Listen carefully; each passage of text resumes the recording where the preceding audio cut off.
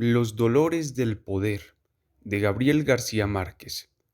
El estado de salud de una persona es un asunto de su vida privada, salvo si se da la casualidad de que esa persona sea presidente de la República.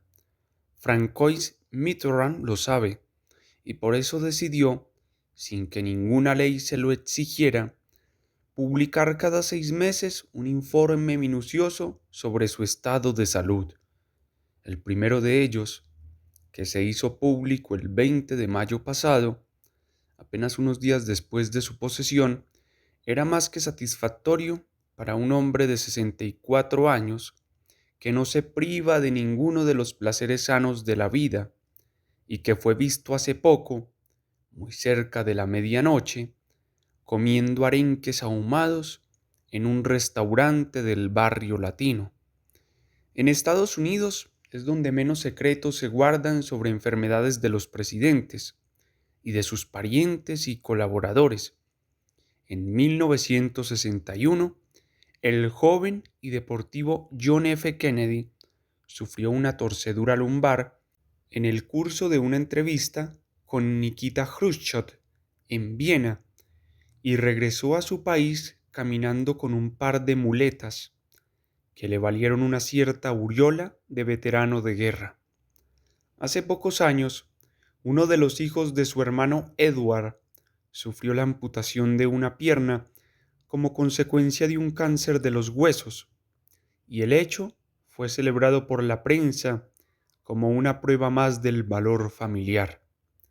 Por la misma época, la esposa del presidente Gerald Ford y la esposa de Nelson Rockefeller, gobernador de Nueva York, fueron mutilados por el rigor de sus cirujanos, y su desdicha mereció el homenaje de las primeras páginas. No parecen cosas de descendientes de ingleses, para quienes es de muy mal gusto hablar en público de los hijos, de dinero y de enfermedades, pero es, en cambio, una muy sana costumbre, no sólo para anticiparse a toda clase de especulaciones, sino también, en algunos casos, una manera de protegerse contra la verdad.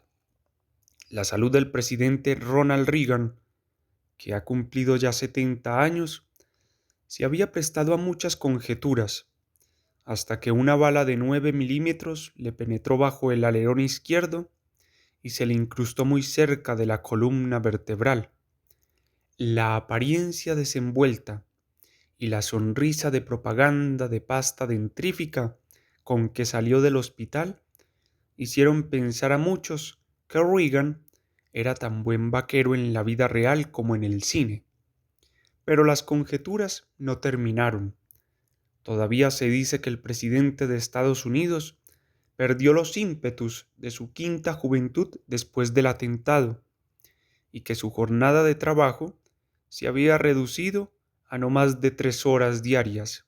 Sin embargo, quienes lo vimos en Cancún vestido de guayabera y con un maquillaje que parecía más bien un embalsamiento en vida, no tuvimos la impresión de que desfalleciera en las discusiones intensas ni en sus numerosos compromisos sociales. En todo caso, para disipar los rumores, Reagan se había sometido poco antes a un examen médico a fondo y había abandonado el hospital con unas ínfulas de gladiador invencible que suscitaron más sospechas que convicción. Los soviéticos, en cambio, no han modificado en absoluto el hermetismo tradicional del poder ruso. Sus dirigentes mueren a edades bíblicas, sin ningún anuncio previo a la opinión pública. Hace unos 3 años, mientras yo estaba en Moscú, murió el gran poeta y héroe de la guerra, Konstantin Simonov.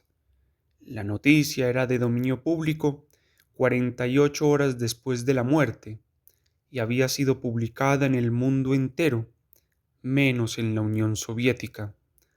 Los escritores, consternados por aquella pérdida irreparable, que habían velado una noche entera junto al féretro del poeta, no supieron explicarnos por qué una noticia conocida de todos solo había de divulgarse de un modo oficial casi 70 horas después de ocurrida.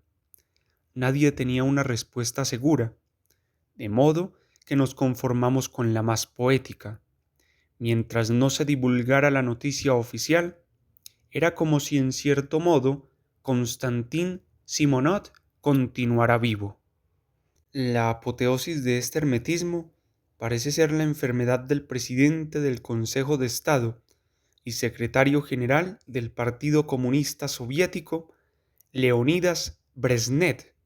A los 75 años, este enigma humano aparece y desaparece de la escena pública, a veces en un estado de deterioro físico impresionante, y poco después con la potencia y los arrestos de un toro de Lidia.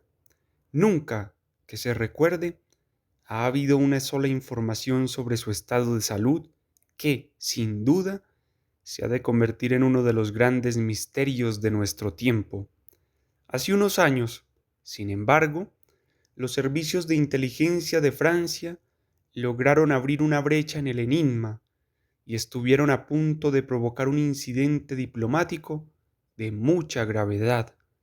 Se cuenta, en efecto, que en el curso de una visita oficial a París, el presidente Brezhnev olvidó desaguar el inodoro en su residencia de honor.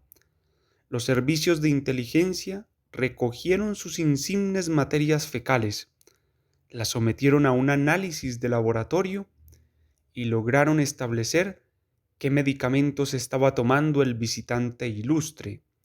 Por los medicamentos, desde luego, los científicos franceses dedujeron el carácter de las dolencias. Sin embargo, las consideraciones de orden político prevalecieron por encima de cualquier cosa, y el veredicto de los médicos permanece todavía en las tinieblas de las razones de Estado. En Francia, el precedente más espectacular de un presidente enfermo es el de Georges Pompidou. Murió en la cama del poder en medio del rumor mundial de que estaba enfermo de gravedad desde hacía muchos años, mientras sus servicios de prensa lo negaban sin parpadear. Quienes conocen a Mitterrand, sin embargo, saben que no es por este precedente, ni por ningún otro, que decidió por iniciativa propia publicar un boletín semestral de su estado de salud. Para él es un asunto de principios. Es muy propio de su carácter jugar con las cartas sobre la mesa y exigir de los otros la misma conducta. Lo que tal vez no había pensado es que una torcedura dorsal durante una partida de tenis pudiera tener algún interés para la opinión pública. Por otra parte, el lumbago no afecta tanto a la salud como a la dignidad, y el saber disimularlo y soportarlo con una sonrisa no solo hace parte de la buena educación, sino que es hasta cierto punto uno de los compromisos del poder. El lumbago del presidente Mitterrand era conocido desde finales del verano pasado por sus amigos más cercanos y sus colaboradores inmediatos. Hace unos 2 meses, en México, cuando tuve oportunidad de estar cerca de él en distintas ocasiones, nadie advirtió su sufrimiento, a pesar de la actividad febril que se impuso durante la visita oficial. El único momento en que debió interrumpir un programa fue cuando recorría los laberintos arqueológicos del Templo Mayor.